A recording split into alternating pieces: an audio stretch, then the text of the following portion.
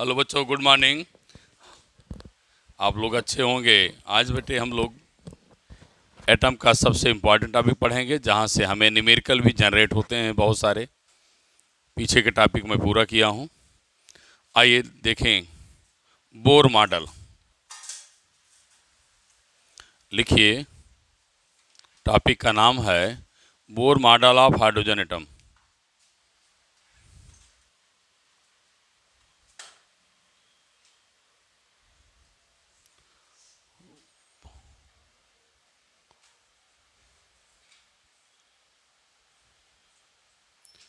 Bourse model of hydrogen atom.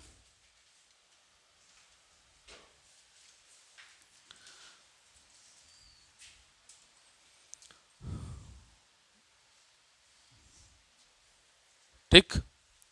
Bore model of hydrogen atom.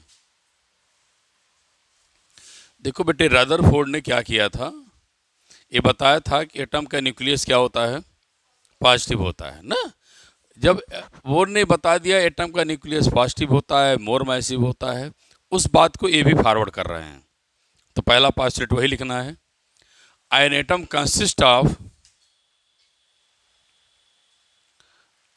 Consist of central positive core is called nucleus.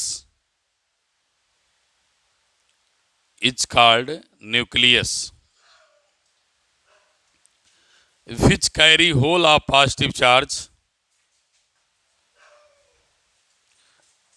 which carry whole of positive charge,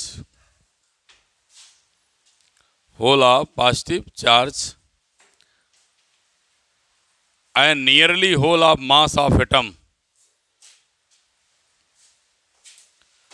and nearly whole of mass of atom।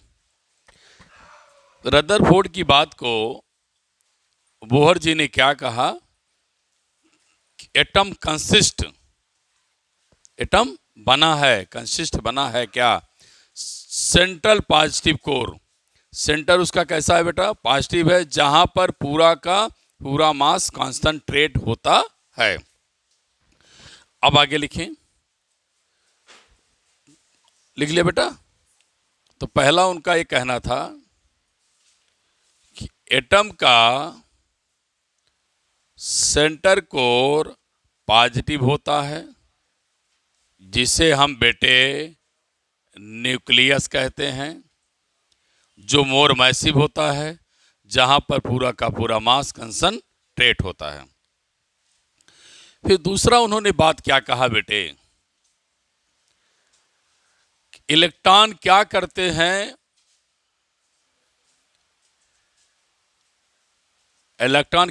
Nucleus के around क्या करते हैं बेटा, fix orbit में हाँ revolve करते हैं। और उनकी जो रेडियस होती है वो भी क्या होती है, फिक्स्ड होती है। फिक्स ऑर्बिट में चलते हैं तो फिक्स ऑर्बिट की रेडियस भी फिक्स होती है। तो लिखें, the electron revolve around the continuous nucleus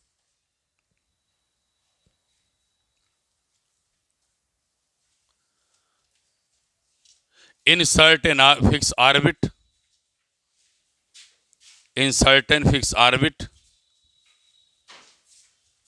of definite radii। मैं डिफिनिट शब्द ला दिया फिक्स के लिए। ठीक है। इलेक्ट्रॉन क्या करते हैं बेटे, न्यूक्लियस के अराउंड फिक्स ऑर्बिट में चक्कर लगाते हैं, और उनकी रेडियस भी क्या होती है, फिक्स होती है। लिख दिया। अब आप सोचिए आगे की जो बात करने चल रहे हैं। लिखो पास्टुलेट नंबर नेक्स्ट पास्टुलेट की बात करूंगा। स्टार्ट करूं? तो लिखिए,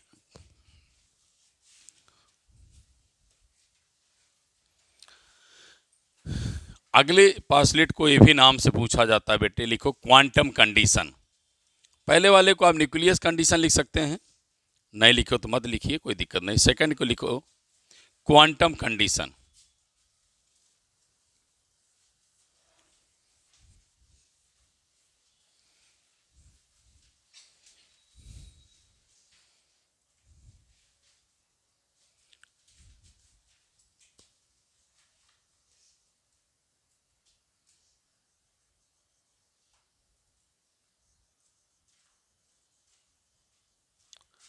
क्वांटम और क्वांटाइजेशन कंडीशन। खूब ध्यान से सुनना क्या मैं कह रहा हूं बेटा। आपने अभी कहा, हमने बताया, आपने उसको रिपीट किया कि इलेक्ट्रॉन फिक्स ऑर्बिट में रिवॉल्व करते हैं। पहले बताओ, दोनों टॉपिक याद हो गई कि इलेक्ट्रॉन का न्यूक्लियस क्या होता है, होल मास वहां पर कंसंट्रेट पाए जाते हैं। क्लियर हो गया। और इलेक्ट्रॉन बताया उन्होंने कि इलेक्ट्रॉन न्यूक्लियस के ऑर्बिट में रिवॉल्व करते रहते हैं। रेडियस क्या होती है, फिक्स होती है। तो लोगों ने पूछा, कहा, बोर जी ने बताया कि जब इलेक्ट्रॉन न्यूक्लियस के ऑर्बिट में रिवॉल्व करेगा तो कौन सा मोमेंटम होगा, एंगुलर मोमेंटम होगा। कौन सा मोमेंटम होगा, एंगुलर मोमेंटम। क्योंकि जब कोई बॉडी घूमती है तो वह एंगुलर मोमेंटम होता है। तो हम ये कहेंगे एंगुलर मोमेंटम क्या है, यल है। तो उन्होंने कहा आर क्रॉस पी पढ़े हैं 11th में, P equal to M B पढ़े हैं 11th में, इसलिए मैंने क्या लिख दिया, एम बी आर। कोई प्रॉब्लम नहीं है। इन्होंने इस बात को कहा, बेटे अगर मेरा बेटा मेरी बेटी एंगुलर मोमेंटम इलेक्ट्रॉन का निकालना चाह रही है तो उससे इंटीग्रल मल्टीपल ऑफ एच अपान 2 पाई से मल्टीप्लाई करेंगे। किससे मल्टीप्लाई करेंगे, integral multiple of 2 pi. Integral multiple का मतलब बेटे जिसकी वैल्यू कहां से स्टार्ट होगी, 1 से, 1 2 3 डॉट डॉट क्या, n। इसको केमिस्ट्री में क्या कहा जाता है, प्रिंसिपल क्वांटम नंबर। क्या बोला जाता है इसको, नहीं बोलो, क्या नाम है, प्रिंसिपल क्वांटम नंबर।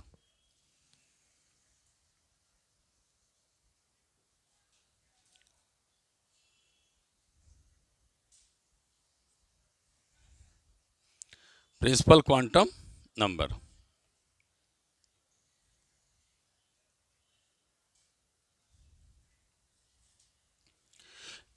अब ये समझिएगा आप ध्यान से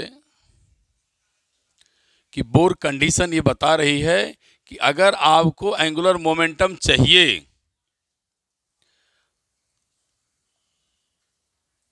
प्रिंसिपल क्वांटम नंबर मतलब ऑर्बिट की, ऑर्बिट की क्या,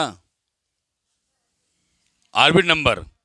तो जिस ऑर्बिट में इलेक्ट्रॉन रिवॉल्व कर रहा है उस ऑर्बिट की संख्या, फर्स्ट कर रहा है फर्स्ट ऑर्बिट, सेकंड कर रहा है सेकंड, थर्ड कर रहा है तो थर्ड, उससे मल्टीप्लाई करें किससे, एच अपान 2 पाई से। अगर आपने उस ऑर्बिट के नंबर को, जिस ऑर्बिट का एंगुलर मोमेंटम चाहिए, उसकी संख्या को एच अपान 2 पाई से मल्टीप्लाई कर देंगी तो क्या मिलेगा, एंगुलर मोमेंटम। क्या मिलेगा, एंगुलर मोमेंटम। समझ में आई बात कि नहीं, बोलो। अभी हो गया आपको क्वांटम कंडीशन। लिखिए, लिख डालिए।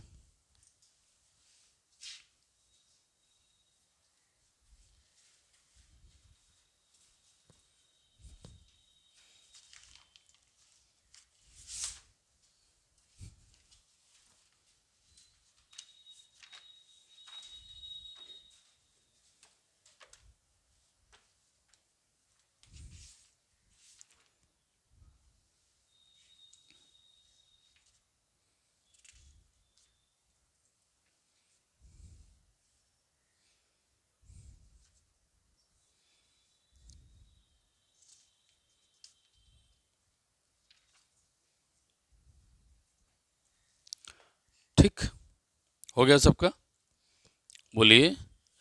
इसी पे न्यूमेरिकल बोर्ड में आया हुआ है, कैसे न्यूमेरिकल बोर्ड में पूछा है वो भी देख लीजिए, तब आगे कंडीशन को पढ़िए। लिखिए, what is angular momentum of electron, what is angular momentum of electron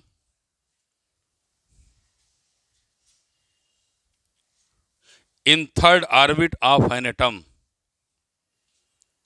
in third orbit of atom. कितने ऑर्बिट में चाहिए आपको, थर्ड ऑर्बिट में। बोलो बेटा किस में चाहिए? थर्ड में। तो अब कोई थर्ड में क्या पूछा बोलो? Angular momentum. तो बेटी हमारी क्या करेगी? एन के स्थान पे क्या प्लेस करेगी? 3। एच की वैल्यू 6.6 10 पावर क्या? -34। 2 पाई 22 अपान क्या? 7। अब एंगुलर मोमेंट की वैल्यू आ जाएगी। एंगुलर मोमेंट वैल्यू कितनी आएगी? 3.15। 315 10 पावर माइनस क्या? 34। इसकी यूनिट क्या होगी?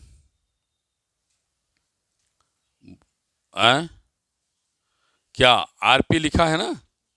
क्या यूनिट आएगी? जूल सेकंड आएगी। कैसे कर लेंगे कि यूनिट बताना पड़ेगा? आ जाएगा ना जूल सेकंड। ये ऐसे सवाल पूछा गया है बोर्ड में बार, अब इसलिए आपको मैं तुरंत करा दिया, ये छूटे ना।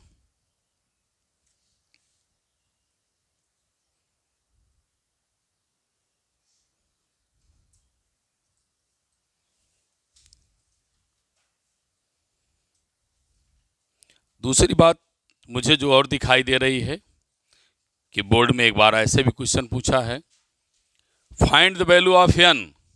एन की वैल्यू उनको फाइंड करिए। इस ऑर्बिट की रेडियस दे दिया है तो तब मेरे बेटे क्या करेंगे जानते हैं? इस फॉर्मूले को चेंज करेंगे। इस फॉर्म में करेंगे। यम तो रहेगा, क्या चाहिए आपको? बी। क्या चाहिए आपको? क्या बोला है? बी। तो वेलोसिटी क्या होती है बोलिए? वेलोसिटी बोलो क्या होता है? Distance time are. प्रैक्टिस किए रहेंगे तब वहां पर आप घुमाने पर क्वेश्चन कर लेंगे, इसलिए मैं बता दे रहा। जब आप डिस्टेंस की बात आएगी, डिस्टेंस कैसा है? Circular path. तो हमारा बच्चा क्या करेगा? 2πr upon T into R equal to क्या? एच अपान 2/5 फार्मूला लगाएंगे। यहाँ फार्मूला आप ही लगा देंगे। बोल ही नहीं पा रहे हैं। तो आपको जब यह निकालना होगा,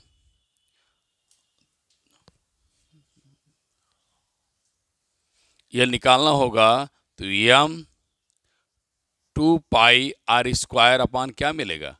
टी। और क्या? एच नीचे आएगा ना? बोलो भाई। और 2π यहाँ हो जाएगा। इस तरीके से आप निकालेंगे। अगर आपको उसने कहा फाइंड द क्या बोलो number of, find the quantum number of orbit, क्या बोलेगा? Find the quantum number of orbit. जब ऑर्बिट की संख्या पूछेगा, किस ऑर्बिट का है क्वांटम नंबर, किस ऑर्बिट में इलेक्ट्रॉन रिवॉल्व कर रहा है, वो पूछेगा, तब आप ऐसे भी निकाल सकते हैं। अगर हमको BRT दिया है तब भी निकाल सकते हैं, अगर नहीं भी दिया है तो ऐसे भी निकाल सकते हैं।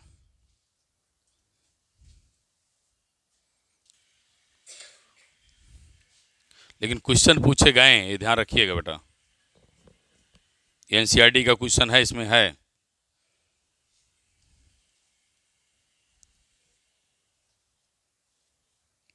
आगे बढ़ें।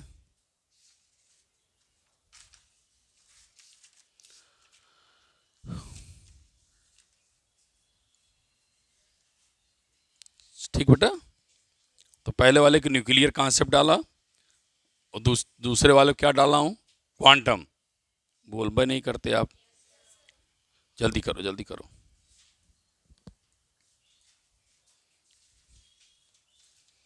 याद हो गया ना? ऐसा तो नहीं याद नहीं है? क्यों बेटा? याद हो गया ना?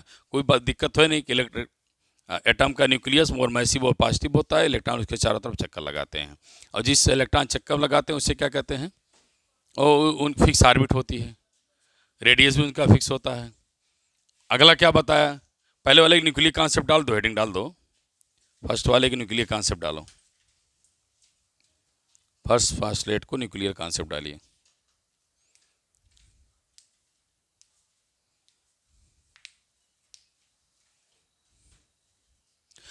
ये क्वांटम कंडीशन होगी। अब थर्ड लिखो बेटा, stationery orbit.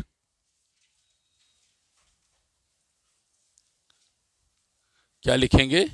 Stationery orbit.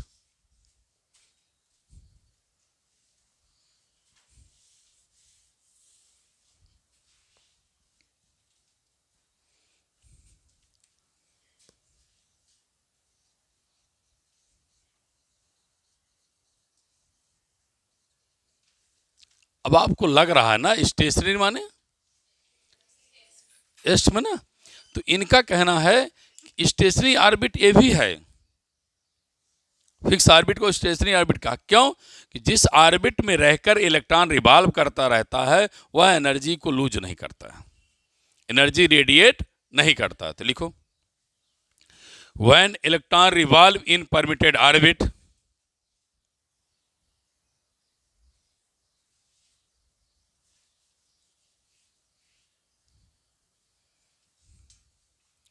when electron revolve in a permitted orbit, they do not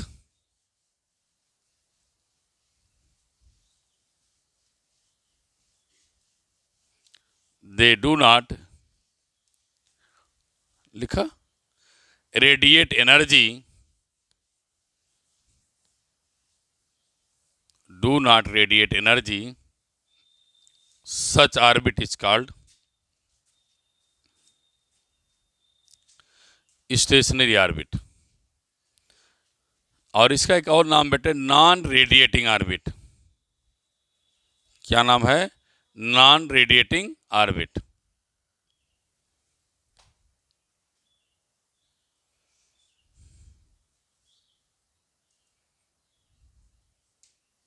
ये तो क्लियर हो गया, बहुत आसान है ना। न्यूक्लियस पॉजिटिव था, इलेक्ट्रॉन चक्कर लगा रहे थे, फिक्स ऑर्बिट में चल रहे थे, फिक्स रेडियस थी, एनर्जी रेडिएट नहीं कर रहे थे। जब उसको एनर्जी दी गई तब क्या होगा, लिखिए लास्ट कंडीशन लिखो, frequency condition.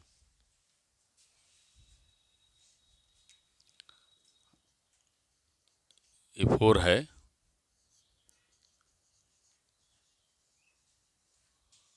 Frequency condition. Frequency condition क्या है बेटे, मान लेते हैं ये हमने ऑर्बिट बना दिया, ये आपकी इनिशियल ऑर्बिट है, ये आपकी क्या है, फाइनल ऑर्बिट है। जब कोई इलेक्ट्रॉन फाइनल ऑर्बिट से इनिशियल ऑर्बिट में आता है तो एच न्यू एनर्जी रिलीज करता है। कितना एनर्जी रिलीज करता है? H nu. क्या मिलेगा? फाइनल माइनस क्या, इनिशियल। तो इसका मतलब when energy sorry when energy नहीं करिए, when electron either emit, absorb, jump from one orbit to another orbit, या एक कह सकते हैं energy radiate when electron jump from higher orbit to lower orbit. तो ऐसे लिखेंगे यहाँ भी H N equal to E final minus क्या, इनिशियल। तो लिखिए when the energy is radiated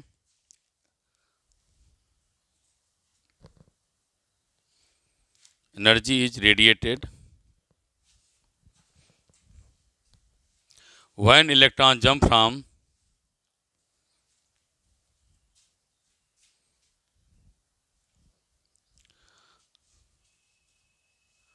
higher orbit to lower orbit,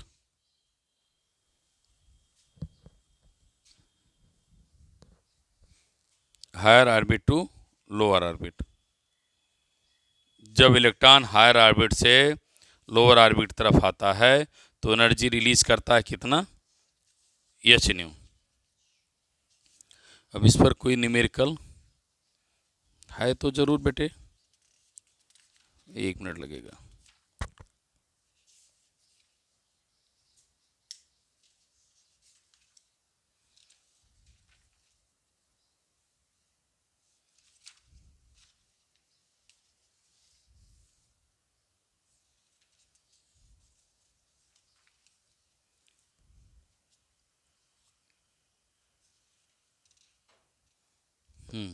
लिखिए एनसीईआरटी का 12.24 है।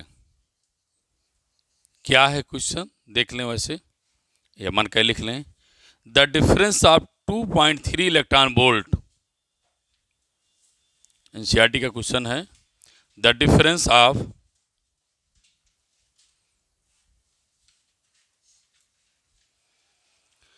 2.3 electron volt separated to energy level in the atom.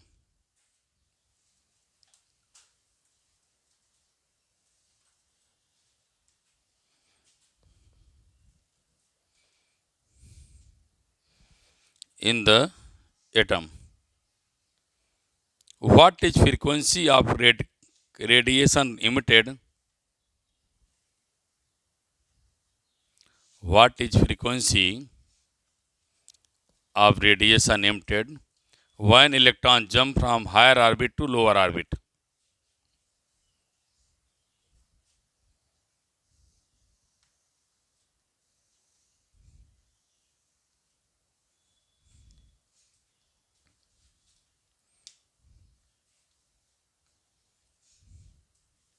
क्या पूछा? फ्रीक्वेंसी ना? तो बेटे एच न्यू इक्वल टू आपने पढ़ लिया है, फाइनल माइनस इनिशियल। क्या है? 2.3 ना बेटे? क्या एनर्जी डिफरेंस ना? तो ई की वैल्यू 1.610 पर क्या -19। फ्रीक्वेंसी निकालना है, एच की वैल्यू 6.610 पर क्या -34। Frequency 2.3 1.6 10 upon 6.6 10 -34। अरे भाई डिफरेंस दिखा है ना उसने, दिया है कि नहीं? एनसीईआरटी में डिफरेंस दिया है, डिफरेंस की वैल्यू रख दिया, इसकी वैल्यू रख दिया, 5.6 10 हर्ट्ज आएगी, हर्ट्ज हो गई। ठीक है, 14 है पावर बेटा, सॉरी ये हो गया। तो ऐसे ऐसे क्वेश्चन आए हैं जो बोर्ड में आप लोगों को फायदा कर रहे हैं, आप लगा सकते हैं। ठीक है,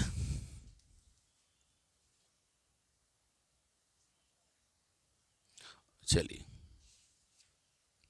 अब एनसीईआरटी क्वेश्चन को ले लिए। अब हेडिंग डालो आप लोग, नेक्स्ट टॉपिक लिखिए,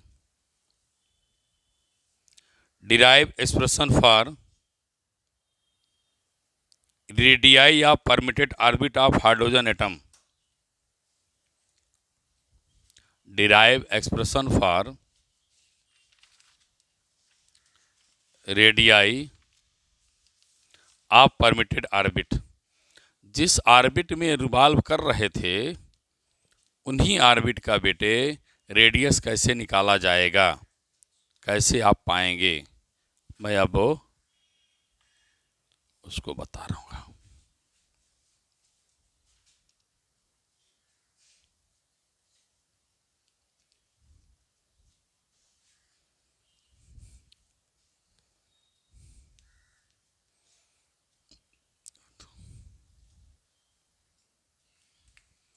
लिख ले टॉपिक, तो लिखो radii of permitted orbit, again heading डालो।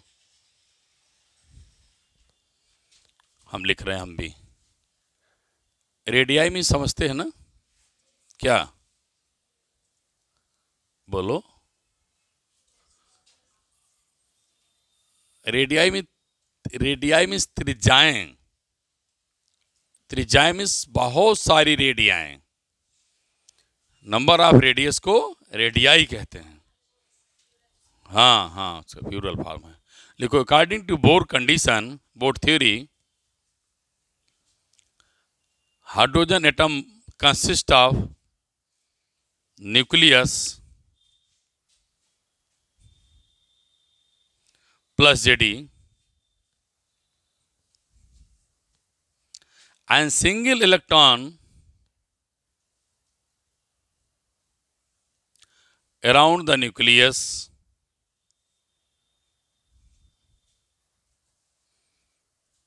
अब आइए बात किया जाए। देखो बेटा, एटम का न्यूक्लियस प्लस जेडी है, रेडियस आर है, इलेक्ट्रॉन क्या कर रहा है? रिवॉल्व कर रहा है,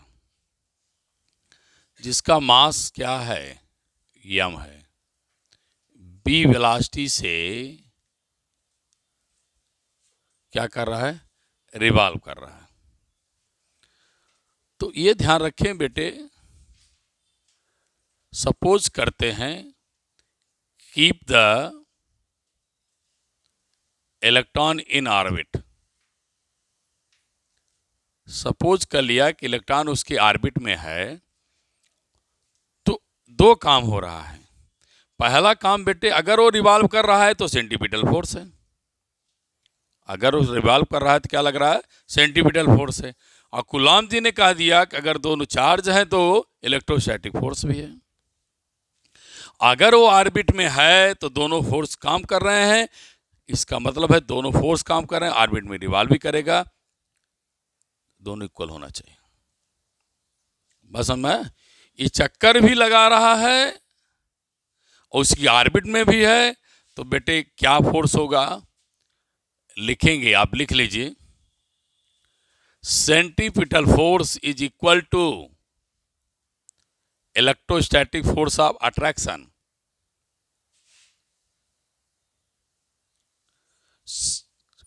keep the electron in orbit लिख लेना, छोड़ना नहीं। Keep the electron in orbit,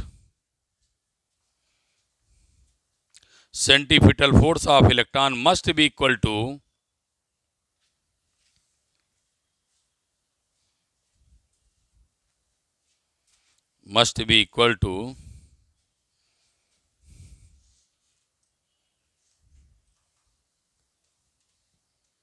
लिखा, must be equal to electrostatic force. अब आप देखिए, मैं लिख रहा हूं, सेंटीपिटल फोर्स बिटिया क्या पढ़े हैं? mv² upon R. Electrostatic force क्या पढ़े हैं? के फर्स्ट चार्ज सेकंड चार्ज अपान r²। आप सब जानते हैं मैग्नीट्यूड लिखा जाता है, इसलिए निगेटिव साइन को यहाँ कंसीडर नहीं किया जाएगा।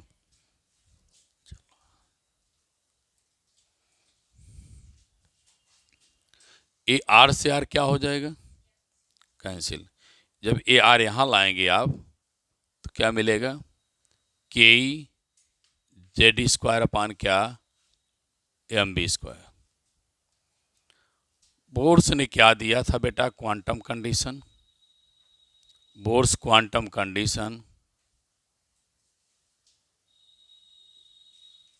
क्वांटाइजेशन कंडीशन, क्वांटम कंडीशन न लिखा करो।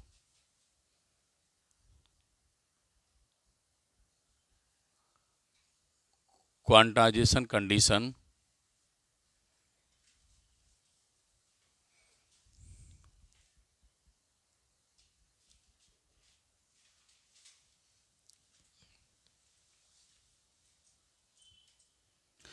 L इक्वल टू क्या पढ़ा है? mv इक्वल टू क्या? NH upon 2 pi. बेटे यहां से R निकालो, तो NH अपान क्या? 2 पाई mv। अब दोनों के R को इक्वल कर लीजिए, दोनों के R को क्या करिए? इक्वल। तो क्या लिखेंगे? के z² mv² NH अपान क्या? 2 पाई mv। फिर बेटे m से m कैंसिल हो जाएगा, यहाँ b कैंसिल हो जाएगा। जब b निकालोगे तो इसको इधर यहाँ कर दो, 2 पाई के ZE² अपान NH। देखिए ऐसे आपको बनाना पढ़ना भी आसान है। देखो 2 पाई के ZE² अपान NH, ऐसे से आप लोग याद करते चले। फिर R की वैल्यू इसमें पुट करिए तो क्या मिलेगा? NH अपान 2 पाई m। फिर इसकी वैल्यू रखो 2 पाई के ZE² अपान क्या बेटे? NH। तो अब क्या आएगा? n² h², जैसे मैं याद करें याद करिए, 4 पाई² m के E² Z² e की पावर क्या? 4। आसानी से आप इसे कर सकते हैं। ठीक, बना डालिए। लिखिए बेटा, भी थोड़ा सा पार्ट और बचा है, पूरा कर लूँ तब वीडियो क्लोज करूँ। स्पीड से लिखिए।